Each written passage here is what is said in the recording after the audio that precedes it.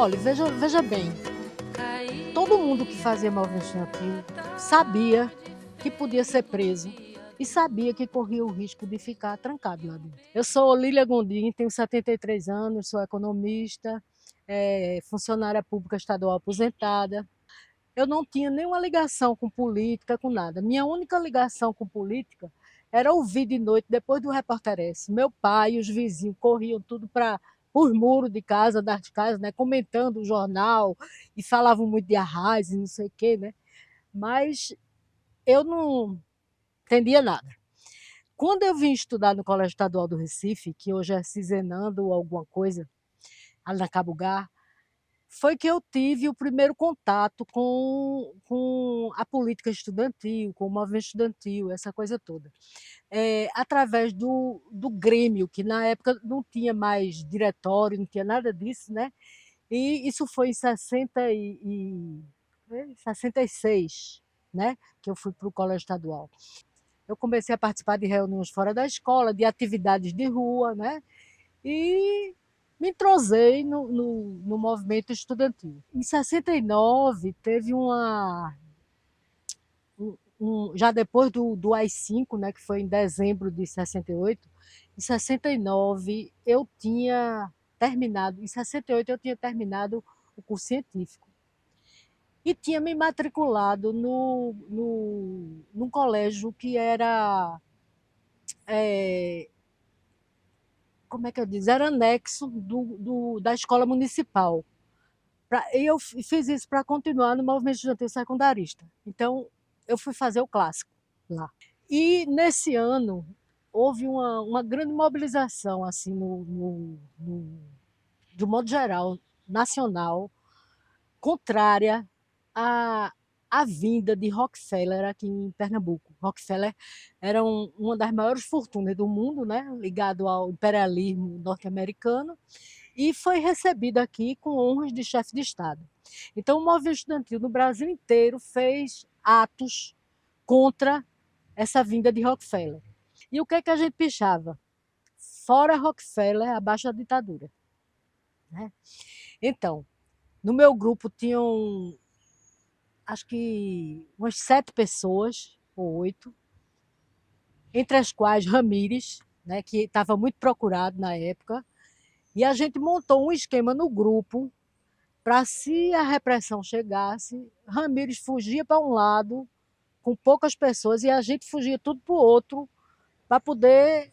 O cara não ia atrás de Ramires, a repressão não ia atrás de Ramires.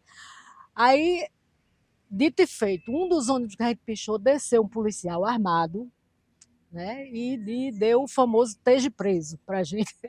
Aí a gente corremos nós 5 para um lado e ele veio atrás da gente, realmente. Ramires foi embora. Nossa grande besteira foi entrar por uma rua que hoje não existe mais, porque depois daqueles viadutos ali foi modificado. Mas a pichação era na Avenida Sul. E a gente entrou por uma rua que ia dar naquela ponte que vai para o shopping Rio Mar. E ali no pé da ponte ficava o Detran, certo?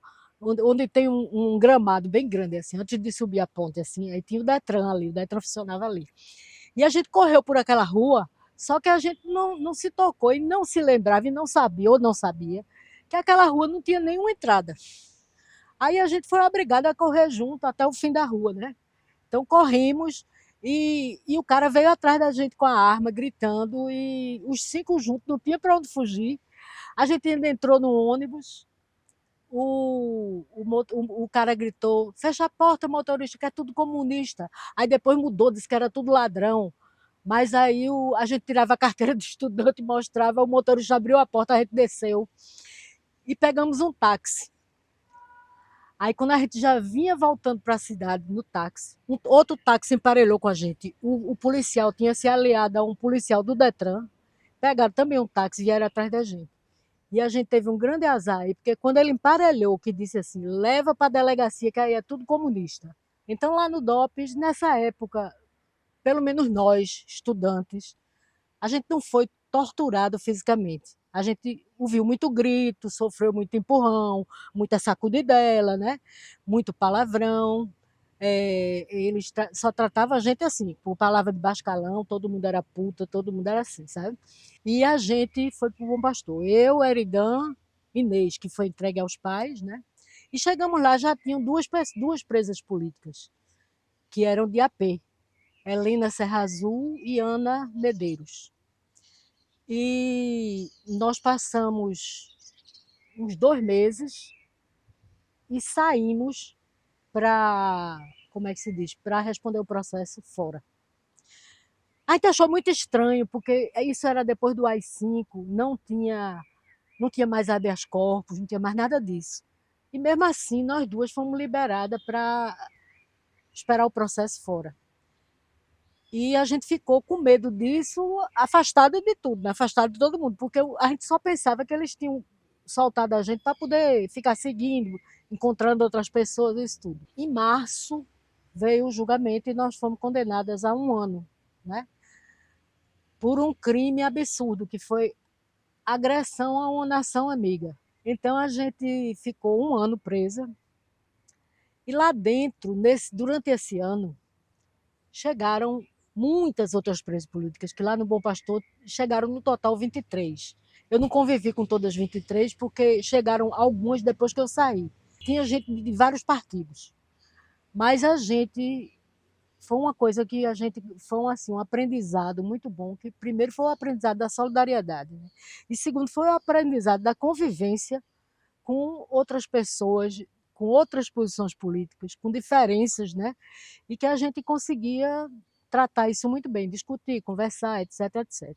Claro que a gente ficava triste porque estava ali dentro, mas a gente, por incrível que pareça, a gente ficava mais triste porque não estava fora participando da luta, entendeu? Da luta contra a ditadura. A gente tinha medo sempre que a repressão entrasse, né? Entrou algumas vezes lá no presídio para revistar, mas também as freirinhas eram muito boazinha mesmo.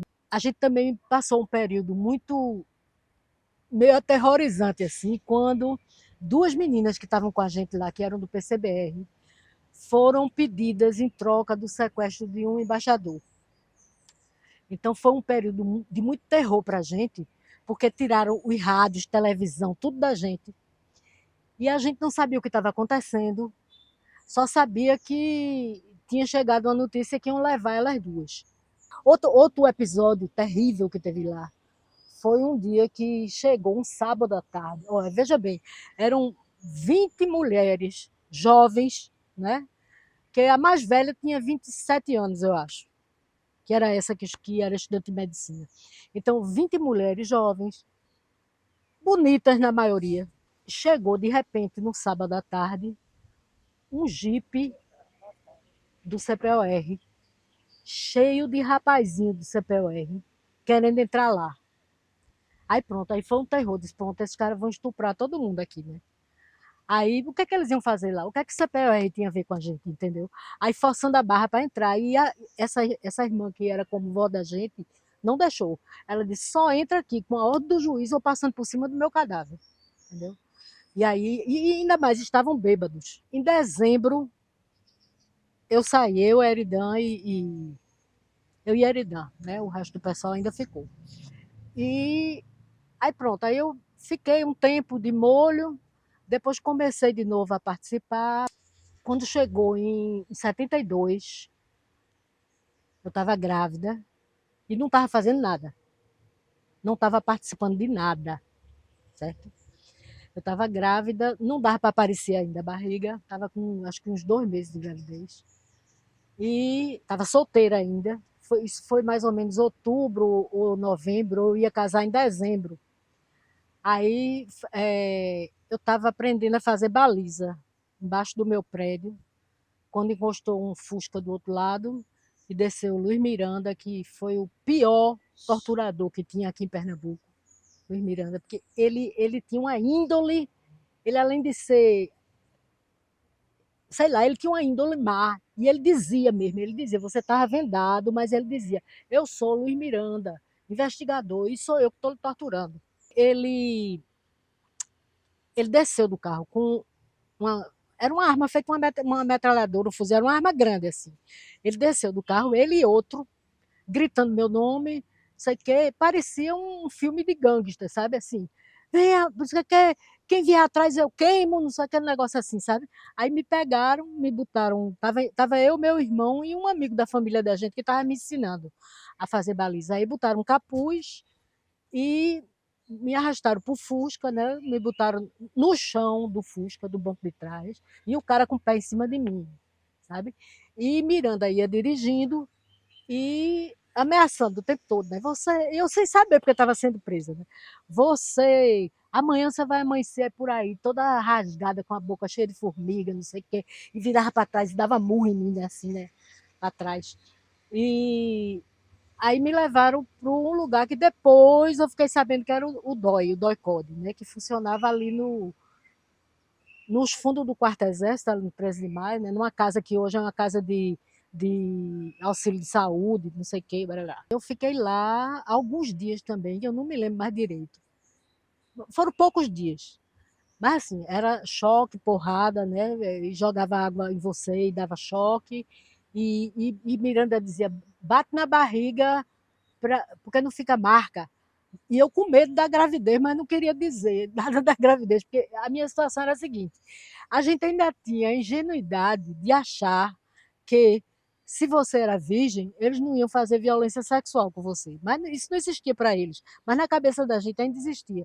Então eu segurava a ideia de que eu era virgem, entendeu? E a minha grande problema era esse: ou eu digo que não sou virgem, esses caras vão me estuprar, ou eu digo que sou e vou esconder que estou grávida, né? E eles vão matar meu bebê, né? Você não sabe a dor que é viver sob uma ditadura, principalmente se você é contra ela, né? Aí, por exemplo, eu vou te dizer uma coisa interessante.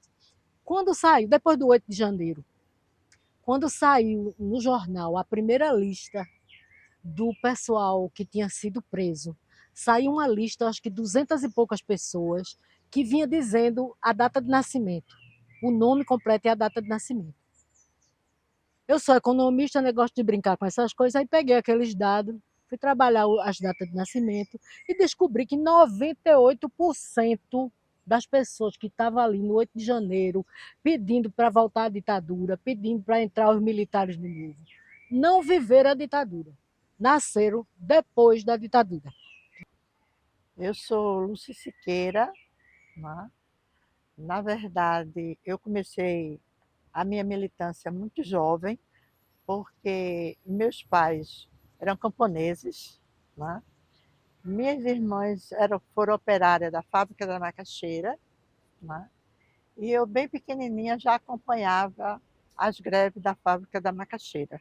Eu morava, minhas irmãs eram operárias da fábrica, eu morava na Vila do Buriti, que é uma vila ali na Macaxeira que pertencia à fábrica Otom, e a gente morava lá quando começaram o período de muitas greves de fábrica têxtil, lá em casa surgiu um movimento que era o movimento de ação católica operária. Não é? E esse movimento, quando começou lá em casa, o padre, que eu morava de frente ao padre, o padre, que era uma pessoa ligada ao dono da fábrica, nos denunciou, dizendo que a gente estava fazendo um movimento ali. Eu era muito pequena, mas me lembro de muita coisa. E até um dia que chegou um caminhão na frente de casa, perguntando para onde levava as coisas, porque iam tirar tudo da minha casa para algum canto. Porque o dono da casa, que era o dono da fábrica, não permitia mais que a gente morasse ali.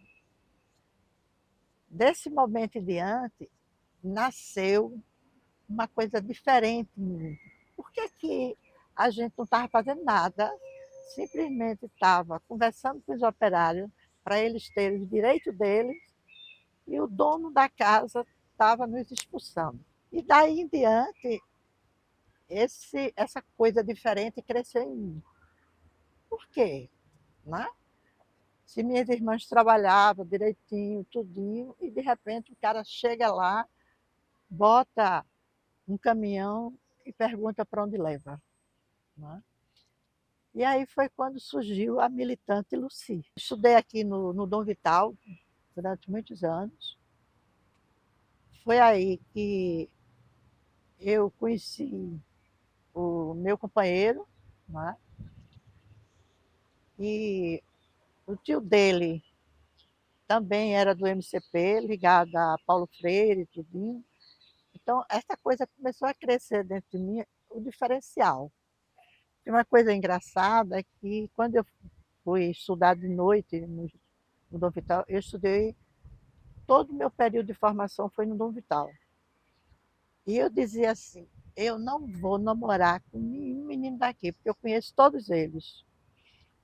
E por coincidência, no ônibus elétrico, apareceu um galeguinho, olhou para mim, eu olhei para ele, e eu disse, com certeza não é de Casa Amarela, porque eu não conheço. Mas ele estudava no Dom Vital. Quando ele desceu do ônibus elétrico e caminhou para o Dom Vital, eu disse, pronto, agora deu. Conversamos a primeira noite e a segunda noite ele me trouxe um livro, O Pequeno Príncipe. Naquela época, né, Pequeno Príncipe era um diferencial de leitura. Né? E aí a gente começou, eu terminei os estudos aí e fui para o Estadual de Recife, o CR, exatamente participar do movimento do Grêmio lá do CR. Né? Só que o meu companheiro, ele passou em medicina, ele era mais adiantado que eu, e estava fazendo medicina e 3 anos depois que estava fazendo medicina foi cassado. Eu fazia o movimento estudantil e secundarista e ele fazia o movimento estudantil universitário. Né? Mas eu trabalhava, eu comecei a trabalhar aos 15 anos, trabalhava no comércio e tinha uma coisa interessante que a minha tarefa dentro da ação popular, né, era receber os estudantes e as pessoas que vinham de fora, porque o meu trabalho ficava junto da rodoviária, aquela rodoviária antiga, era na Rua das Calçadas. Então eu recebia as pessoas que chegavam para dizer onde é que elas tinham que ir. E eu estava ali na Mostardinha, praticamente não era ali, não era Mostardinha ainda, mas era ali Bongi. E essa pessoa que estava comigo estava sendo procurada, aí a polícia veio atrás da gente, ela terminou indo para um lado e eu fui para o outro, e resultado, eu tive que entrar na favela, tive que entrar dentro das casas, pedir ajuda, e os caras com revólver atrás da gente. Como o Luciano já tinha sido caçado também, a gente resolveu sair de Recife, né? Para poder a gente conseguir sobreviver. Para poder a gente sair daqui, a gente casou em 70 e fomos morar em Campina Grande. Né? Moramos em Campina Grande e moramos em Maceió. E a gente já tinha uma tarefa de fundar o partido nessas cidades onde a gente estava. Né? E quando a gente estava em Campina Grande, a gente ficou sabendo que uma pessoa comunicou, chegou o recado de alguém que a polícia já estava lá em Campina Grande atrás da gente. Aí a gente pegamos um trem e fomos para Alagoas, morar em Maceió. Em Maceió, a gente também não ficou muito tempo. Aí fomos para Santana de Ipanema. E teve um dia que ele, 4 horas da tarde, ele tinha que chegar. A gente dava mais 1 hora. E quando deu as 5 horas da tarde, eu estava saindo já, jogando minha roupa dentro de uma mochila, quando a polícia chegou em Santana de Ipanema, não, a veraneio, e era assim, negócio escandaloso, porque ele chegava com todo o aparato. Você, uma cidade desse tamanho, pequena, o povo ficava horrorizado, desesperado. E aí ele dizia que a gente usava drogas, e não sei o quê, e montava muita mentira. A própria população, como conhecia muita gente, achava que aquilo tudo era alguma coisa errada, né? Mas todo mundo tinha muito medo, porque era um momento de muita repressão. Você vê, naquela época a gente não andava com a revista Veja, que a revista Veja identificava que você era de esquerda, né? É um absurdo, mas era isso. E aí eles invadiram a casa, procurando debaixo do colchão, rasgando o colchão, tudinho. E o cara, eu neguei, mas o cara ligou, foi no posto telefônico, ligou para aqui, e aí confirmaram as minhas características e eles me trouxeram para cá. Santana de Ipanema, quando eu saí de lá, eles disseram que a gente ia para uma fronteira. E eu estava com um reloginho desse tamanho. Aqui, quando eu saí, que eles me botaram embaixo, estavam os pés, e dizia, nós vamos para uma fronteira. Aí eu olhei para o relógio, e quando eu cheguei aqui, eu sabia, não sabia exatamente onde eu estava, mas sabia que estava em Pernambuco, porque a diferença era exatamente o horário que eu tinha. 2 desceram e 2 ficaram com, no banco, para, com certeza eles iam urinar, alguma coisa. Né? Esse momento, para mim, era o seguinte, a sensação que você tem é o seguinte, bem, é melhor que esse carro bata, que esse carro vire, que eu morra agora, de que eu chegar até onde eles vão me torturar e morrer lá. Né? Então é melhor que eu morra logo. Mas eu cheguei aqui de madrugada. E quando eu cheguei, eles já, com a venda nos meus olhos, eles me levaram para uma cela, que era um corredor imenso. Só que eu estava com as vendas, mas eu não via ninguém, eu via vozes. E eu vi a voz do meu companheiro, dizendo, nega, assustado porque me viu já ali. Né? Então aí foi aí que eu disse, poxa, ele, que eu estava negando que era a mulher dele. Ele foi preso e está aqui, nesse local. Só que na sala de tortura, eles me torturando e eu gritando, e ele lá escutava que eu estava sendo torturada. Teve uma hora que eu, negando, eles simplesmente trouxeram ele para me ver, para poder fazer com que os dois, se confrontando na tortura, falassem alguma coisa. Né? E eu vi assim, ele tirou, fez questão de tirar a venda de mim para eu ver. Luciano estava andando com as pernas totalmente, os testículos inchados. Ele andava de perna aberta, de tanto levar choque nos testículos. Então, é uma coisa assim, desesperadora, né? De você ver aquela pessoa ali. Né? E era o seguinte, qual o motivo de tanta tortura? O motivo de tanta tortura era porque você fazia alguma coisa pelos pobres. Era à noite, quando eles me tiraram da tortura, e a tortura eles botavam no bico do peito choque elétrico, né? Botava assim, uns gafanhotos assim, né?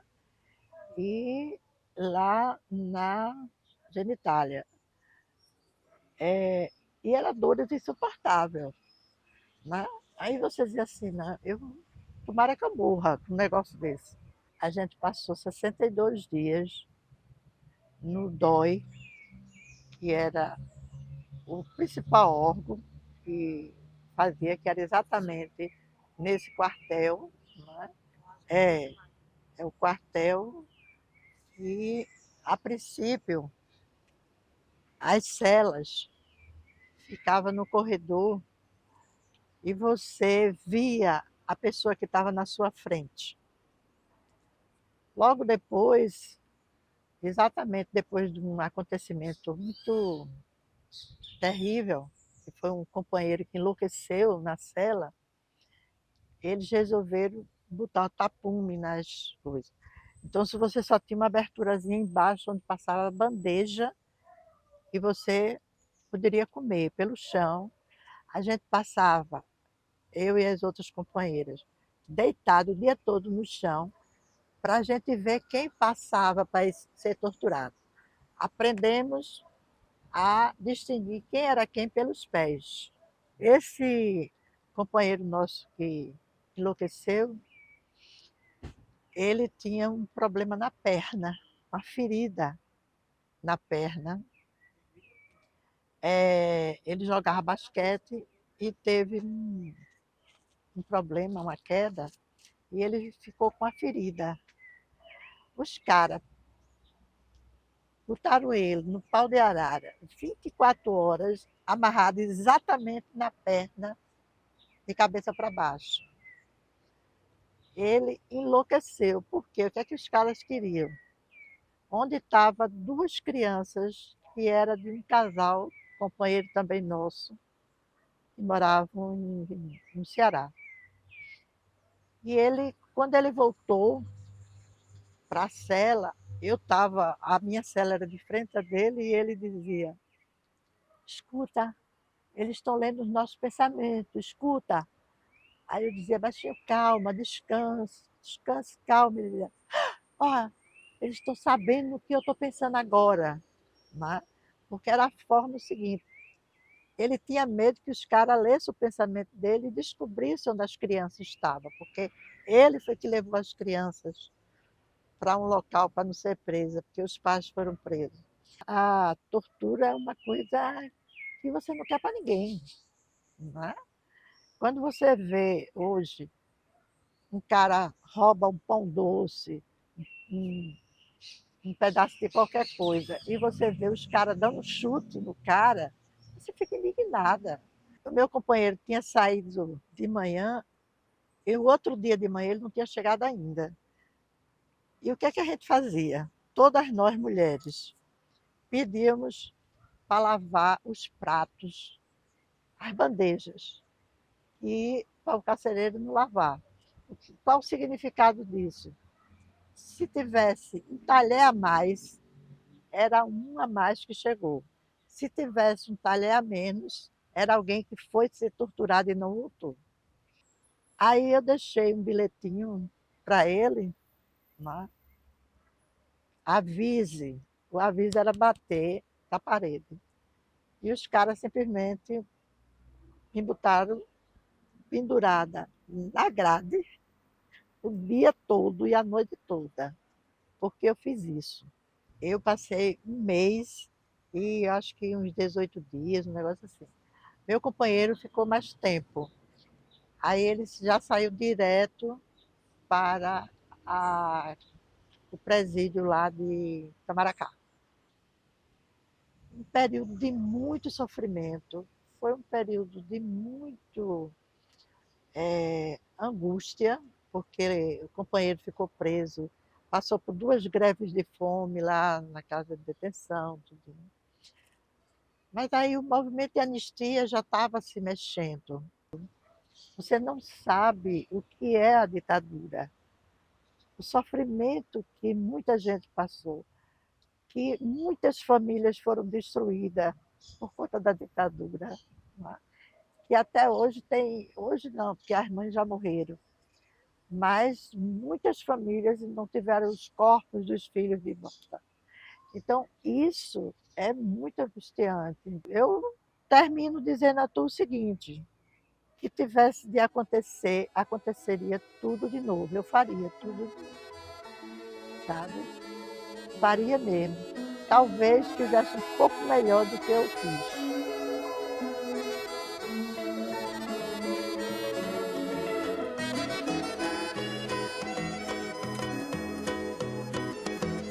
Caía a tarde.